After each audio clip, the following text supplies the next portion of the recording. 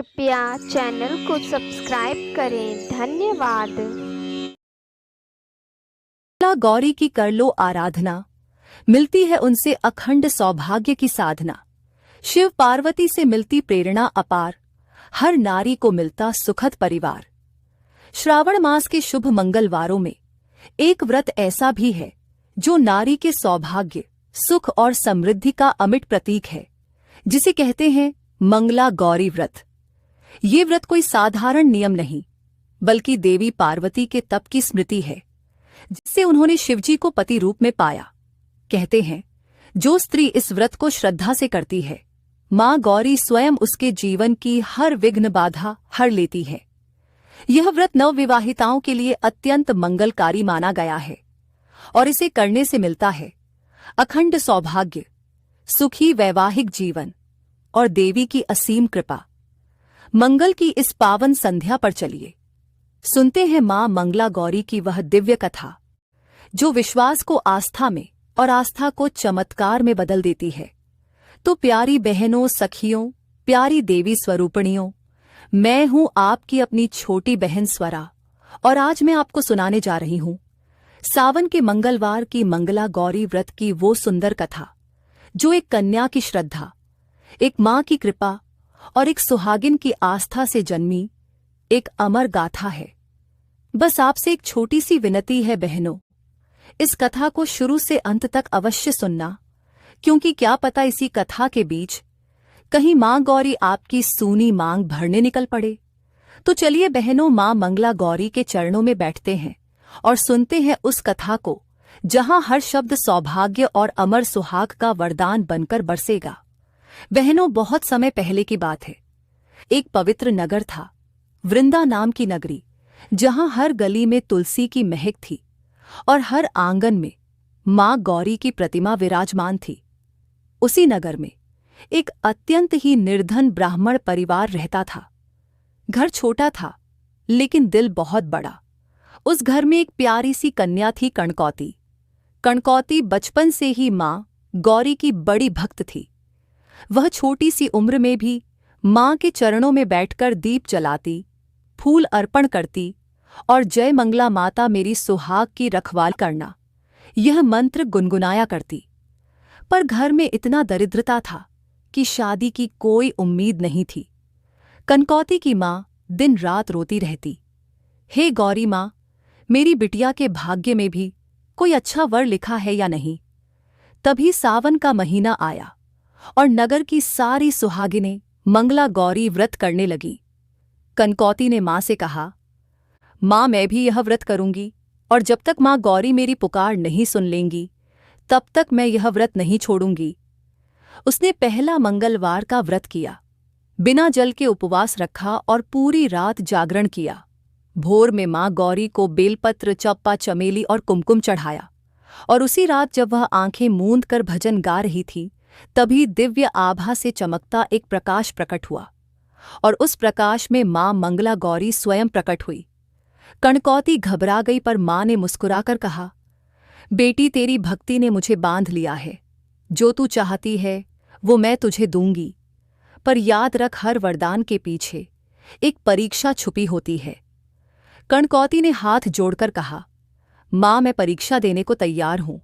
बस मुझे ऐसा पति दीजिए जो शिव जैसा हो, जो मुझे सच्चे प्रेम से अपनाए। मां गौरी ने मंद मुस्कान के साथ आशीर्वाद दिया, तेरा पति बनेगा राजकुमार धवलसेन, पर तुझे 3 बार उसे खोना होगा और हर बार तेरी आस्था ही उसे लौट आएगी। अब बहनों, यहां से कथा का असली प्रवाह शुरू होता है, और मैं आपको ले चलती हूं उस महल में जहां राजकुमार धवलसेन रहते थे। वे विष्णु और लक्ष्मी जी के परम भक्त थे। हर मंगलवार को मां गौरी की पूजा करते और ब्रह्म मुहूर्त में स्नान करके तुलसी पर जल चढ़ाते। एक रात उन्हें सपना आया, जिसमें मां लक्ष्मी और मां पार्वती दोनों ने उन्हें आदेश दिया, तुम्हारा विवाह एक साधारण ब्राह्मण कन्या कनकौती से होगा, जो इस समय हमारी परीक्षा में खरी उतर रही है। धवलसेन ने जब अपने पिता से यह बात कही, तो वह हंसने लगे। एक साधारण कन्या रानी कैसे बनेगी वो? लेकिन एक दिन राजमहल के बगीचे में जब राजा ने खुद एक कन्या को मां तुलसी के पास बैठे हुए पूजा करते देखा, उसकी आंखों से बहते अश्रु, उसकी श्रद्धा, उसका तेज सब कुछ उन्हें मंत्रमुग्ध कर गया। वो कन्या कोई और नहीं कनकौती ही थी। बहनों, विवाह का दिन आ पहुंचा। नगर सजाया गया। बांसुरी और मृदंग की धुन गूंज रही थी। कनकौती के हाथों में मेहंदी लगी थी और आंखों में भावी जीवन की कल्पना। उधर धवल सेन भी मां लक्ष्मी की पूजा करके दूल्हा बन मंडप में पहुंचे। मंगलमय घड़ी में जब फेरे शुरू हुए, पहला फेरा, दूसरा फेरा, तीसरा फेरा, जैसे ही चौथा फेरा शुरू हुआ, अचानक तेज आंधी चली। दीपक बुझ गए, घुंघरू टूटे और किसी ने जोर से चिल्लाया, यह विवाह नहीं हो सकता। सब स्तब्ध रह गए। एक वृद्ध सन्यासी ने मंडप में प्रवेश किया और बोले, कणकौती का भाग्य अपशकुन से ग्रसित है। इसके विवाह से राज्य में संकट आएगा। महाराज, इस विवाह को अभी रोको। राजा घबरा गए। कणकौती की मां रोने लगी। धवल सेन स्तब्ध रह गए। लेकिन कणकौती, उसने सिर झुकाया और मां मंगला गौरी के चित्र के आगे बैठ गई। उसने कहा, हे मां, अगर यह विवाह रुका है तो यह तेरी मर्जी है, पर मैं तेरा व्रत नहीं छोड़ूंगी। मैं अगले मंगलवार फिर से व्रत रखूंगी और जब तक तेरी कृपा से मेरा सुहाग पूर्ण नहीं होता तब तक करती रहूंगी। कणकौती ने फिर से व्रत रखा। इस बार उसने रात्रि जागरण में शिव पार्वती की कथा सुनाई और स्वयं गाए, हे नीलकंठ शिवशंकर गौरी के साथ जो तुम बैठे, मेरे मन में भी वह सुहाग का दीप जले। तुम कृपा करके आए सपने में मेरे। उसी रात मां गौरी ने फिर स्वप्न में दर्शन दिए। बेटी, पहली परीक्षा में तू धैर्य से उत्तीर्ण हुई। अब दूसरी परीक्षा में तुझे त्याग दिखाना होगा। सुबह जब कणकौती उठी तो खबर आई, राजकुमार धवल सेन ने नगर त्याग दिया है और वन की ओर तप करने चले गए हैं। हर कोई रोने लगा। कनकौवती ने चुपचाप मां की प्रतिमा को उठाया, अपने सिर पर रखा और बोली, मां, अब मैं भी तप करूंगी अपने सुहाग की रक्षा के लिए। वो निकल पड़ी अकेली जंगलों की ओर। जैसे ही वह जंगल पहुंची, एक पवित्र सरोवर मिला जिसके पास एक वृद्ध स्त्री बैठी थी, मस्तक पर भूत लगाए, हाथ में त्रिशूल लिए। वो कोई साधारण स्त्री नहीं थी, स्वयं पार्वती मां थी जो कन्या का धैर्य देखने आई थी। उन्होंने पूछा, बेटी, तू इस सुनसान जंगल में क्यों आई है? कणकावती ने रोते हुए कहा, मां, मेरे वर को मेरे भाग्य ने मुझसे छीन लिया। मैं अपने कर्म से, अपनी आस्था से अपने शिव और अपनी गौरी को फिर से प्रसन्न करूंगी। मां पार्वती भावुक हो गई। वो मुस्कुराई और बोली, तो फिर भक्ति की अग्नि से गुजर और मां लक्ष्मी के वर को वापस पाले। कनकौती ने उसी सरोवर के तट पर तप शुरू कर दिया। वह रोज तुलसी पर जल चढ़ाती, मां की आरती गाती और बेलपत्र से शिवलिंग का पूजन करती। उधर लक्ष्मी माता भी देख रही थी कि कणकवती ने कितना प्रेम, कितनी श्रद्धा और कितना त्याग किया है। एक रात कणकवती बेसुध होकर मां लक्ष्मी के नाम का जाप कर रही थी। ओम श्री ह्रीम लक्ष्मी भयो नमः। तभी मां प्रकट हुई। कमल के आसन पर हाथों में स्वर्ण कलश ली। उन्होंने कहा, बेटी, मैं तेरी तपस्या से प्रसन्न हूं। राजकुमार धवल सेन का हृदय मैंने फिर से तेरे लिए मौधा दिया है। अब वह तेरे पास लौटेगा, लेकिन अंतिम परीक्षा अब बाकी है। राजकुमार धवल सेन कणकौती को ढूंढते हुए वन में पहुंचे, लेकिन अब कणकावती एक तपविनी बन चुकी थी। उसका मुख तेजस्वी था, आंखें शांत थीं और हृदय में केवल मंगला मां का नाम था। धवल सेन ने कहा, कणकावती, मैं तुम्हारा हूं, चलो महल लौट चलें।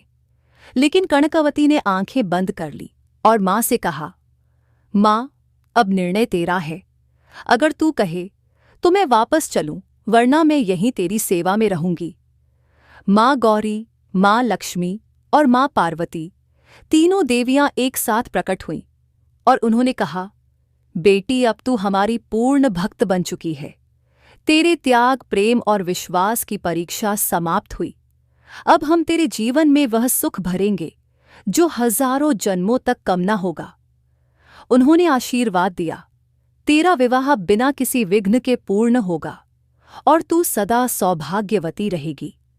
नगर लौटकर कनकौती और धवल सेन का विवाह फिर से तय हुआ। इस बार फेरे पूरे हुए। शिव पार्वती स्वयं आकाश से आशीर्वाद बरसा रहे थे। मां लक्ष्मी ने अपनी रत्नमाला कणकवती को पहनाई और मंगला गौरी माता ने कहा, बेटी तू अब स्वयं मेरी छवि है।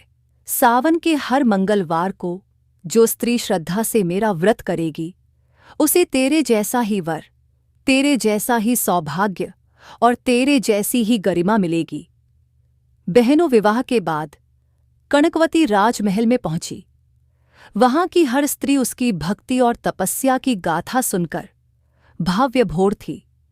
महारानी ने स्वयं उसके पांव पखारे और कहा, पे बेटी, तुम केवल मेरी पुत्रवधू नहीं बल्कि इस राज्य की मां गौरी हो। राजा ने उसे राजमहल की मूल देवी के रूप में प्रतिष्ठित किया। लेकिन बहनों, सच्ची भक्ति कभी केवल महल की दीवारों में नहीं रुकती। कनकौती ने कहा, मैं चाहती हूं कि हर स्त्री तक मां मंगला गौरी का व्रत पहुंचे। हर बहन, चाहे वह रानी हो या गरीब स्त्री, वह जान पाए कि सच्ची श्रद्धा से मां को पाया जा सकता है। और फिर शुरू हुआ, जहां हर मंगलवार को कनकौती स्वयं मंगला माता की कथा सुनाया करती। हर बहन को पूजा विधि सिखाती, उनके प्रश्नों का उत्तर देती और उनकी आंखों में आत्मविश्वास का दीप जलाती। एक दिन जब कणकवती मां की पूजा कर रही थी, तभी एक सुनहरी आभा से मां मंगला गौरी फिर प्रकट हुई। मां ने कहा, बेटी, अब मैं तुझे एक विशेष वरदान देने आई हूं। जो स्त्री मुझ पर श्रद्धा से व्रत करेगी वह तेरे ही समान सौभाग्यवती, शिव भक्त और लक्ष्मी युक्त होगी और तू मेरी जीवित मूर्ति के रूप में पूजी जाएगी हर सावन के मंगलवार को। कणकवती ने सिर झुकाकर मां से कहा, मां, एक वरदान और दे दो कि जिन स्त्रियों के जीवन में दुख है, पति से दूरी है या विवाह में बाधा है, वे इस व्रत से तुझे प्रसन्न कर अपने जीवन को संवार सके। मां गौरी मुस्कुराई, तथास्तु मेरी बेटी, जो मेरी पूजा भाव से करेगी उसे तेरे समान जीवन साथी मिलेगा। वह गृहस्थ जीवन में लक्ष्मी जैसी प्रतिष्ठा पाएगी। अब बहनों सुनिए है, शादी के बाद कनकवती का जीवन जितना दिव्य था उतनी ही उसकी गृहस्थी की परीक्षा भी आई। एक बार राज्य में भयंकर अकाल पड़ा। प्रजा भूखी प्यासी थी, खेत सूखे थे और नगर में अशांति फैलने लगी। सबने मां लक्ष्मी से प्रार्थना की, लेकिन कोई उपाय नहीं सूझा। तब कनकवती ने मां लक्ष्मी के मंदिर में जाकर कहा, हे देवी, जब तू सागर मंथन से प्रकट हुई तब संसार में समृद्धि आई। आज फिर तेरी जरूरत है, मेरे राज्य में फिर से अपने चरण रख दे। मां लक्ष्मी ने प्रसन्न होकर उसे दर्शन दिए। बोली, कनकवती, तू तो मेरी ही सखी है। अब जिस राज्य में मंगला गौरी की भक्त नारी होती है वहां मैं सदैव रहती हूं। अगले ही दिन आकाश से वर्षा हुई, खेत हरे हुए, तालाब भर गए और नगर में आनंद छा गया। राजा ने कनकवती को धैर्य धर्म देवता की उपाधि दी। उसका सम्मान अब केवल एक रानी नहीं बल्कि धार्मिक प्रेरणा बन गया। सावन का अंतिम मंगलवार आया। कनकवती ने मां की पूजा की और खजर 8 दीपों से मंदिर को रोशन किया। वह बोल रही थी, हे मां, तूने जो दिया वह जीवन से कहीं अधिक है।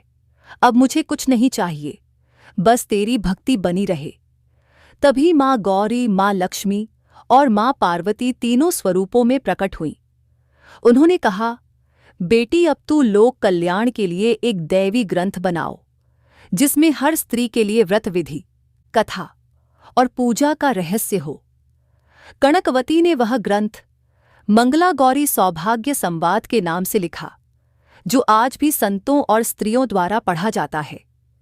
कनकवती अब वृद्धा हो चुकी थी, लेकिन उसका तेज दिन बदिन और प्रखर होता गया। उसने हर नगर हर गांव में मंगला गौरी व्रत का प्रचार किया।